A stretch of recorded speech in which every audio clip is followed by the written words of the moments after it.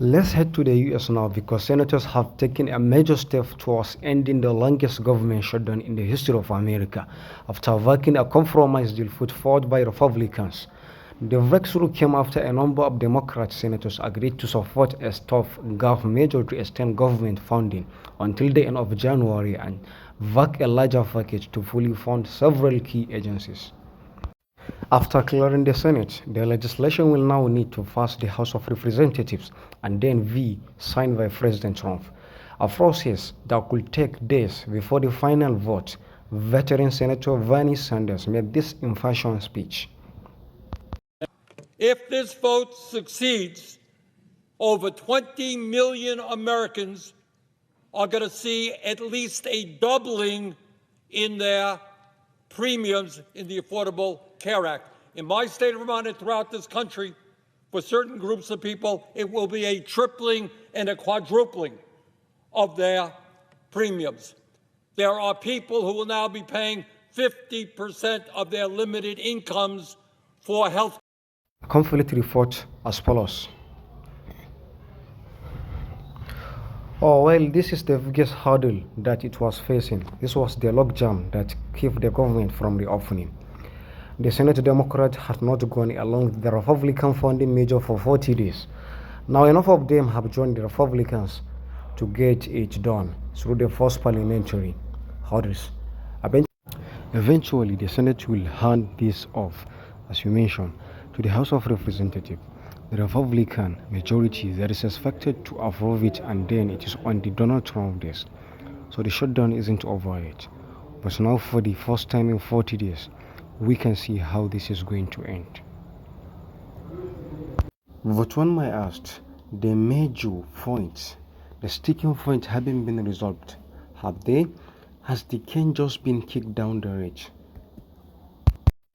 The truth is that it has been kicked down the road to the end of January, and we could be right back in this situation again when we reach that point, because the reason the Democrats were triggering this shutdown, the reason they said that they needed to bring the Republicans to the negotiation table was to get a resolution, as you heard from Bernie Sanders. They are on this health care subsidies and they didn't get much of anything. If this was a compromise, I think a lot of Democrats won't see it as much as of compromise on the part of Republicans. They've been granted an up and down vote in the US Senate on extending this healthy care subsidy, but there is no guarantee that that vote will go the way the Democrats want it to go. And there is no assurance that even if the Senate does approve it, that the House of Representatives will approve it. You need both chambers of Congress to approve it. So, in theory, the Democrats could just fake this fight again at the end of January. Although one thing this agreement does, though, is found the food stamp program, food aid for low income through September. So, if we reach another shutdown in February, that component with Democrats were very concerned about it. That component isn't going to be affected that time around.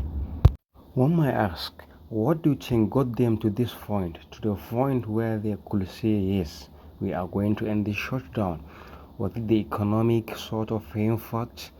I mean, absolutely, we have been covering and reporting on the effect of airlines and air travel in particular.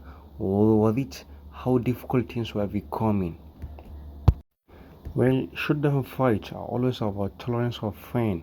Who can tolerate political pain, economic pain, or social pain for the longest amount of time? And I think what did drive this, a Democrat or 7 Democrat and one independent, to side with the Republicans in the end? In the end, was defend the American public and democratic constituencies were feeling. The air delays, the cancellations, all of that was taking a toll.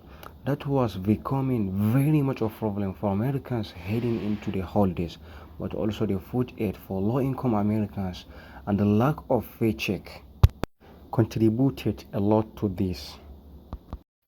Another report as follows. Democrats basically just snatched victory out of the jaws of defeat. This is likely the watch out for Senate Minority Leader Chuck Schumer. Democrats, after the elections on Tuesday, showed that they had the momentum on their side, that the American public overwhelmingly supported Democrats, not only in supporting the idea of actually continuing to be a bulwark to ensure that 24 million Americans maintain healthcare coverage, but also that they believe that they were in the right on this, and the fact that tonight we get this stunning deal where Democrats in the Senate basically caved. This is going to be, I think, the move that once again shows that Democrats simply are willing to give up the fight, even as the public overwhelmingly show that they will reward them if in fact they do stand tall and stand firm on this issue that the American people care about. And what the American people care about is the lowering of prices, not just on inflation and food, but also on healthcare sector. It's true that what we see today is the SNAP benefit will go to millions of Americans, those government employees who have gone a month without a paycheck will get that paycheck. But what we see is that Republicans will not support or will not vote to ensure that those 24 million Americans will not lose health care. And this is all on many of those Democrats in the Senate. In fact,